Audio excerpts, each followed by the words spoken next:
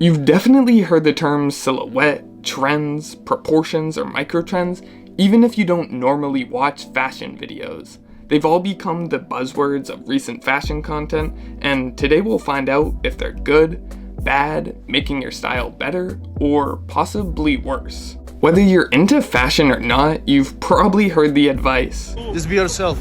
What are you wearing fashion TikToks, shout out to Icy, often consist of well-dressed people who then give the styling advice to wear what you want, wear what makes you happy, or something along those lines.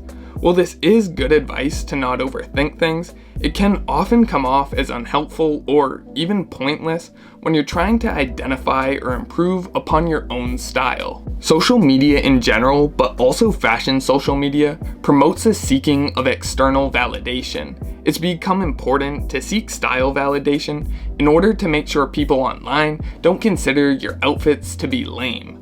The perfect example of this is the popularity behind the What Your Style Says About You videos or outfit ratings. We see and are told what's cool and what isn't through the responses they receive online. The quote-unquote good outfits are reposted, liked, shared, and have people asking for IDs in the comments, while some of the best, unique, and original fits never show up on your recommendations. If the wear whatever you want advice isn't connecting, instead, from my experience, I'd want to tell my past self that comfort is key. And this doesn't necessarily mean only wearing sweats and sneakers, but more so wearing clothes that make you feel like you. I'd also highly recommend knowing my measurements to buy clothes that actually fit how I hope they would. Besides knowing your measurements, you have to know crop tees and baggy pants are the best proportions, which brings us to everything wrong with current proportions. Proportions may have become the second most used fashion buzzword besides trends. Clearly, there's nothing wrong with promoting the importance of proportions when trying to create good outfits. However, within the last few years, at least within streetwear, it's become the go-to term to represent the super popular crop top and baggy pants look.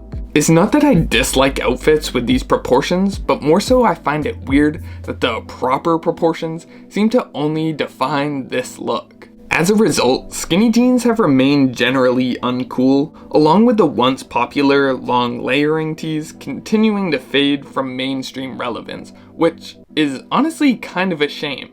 I know what you're thinking, but hear me out.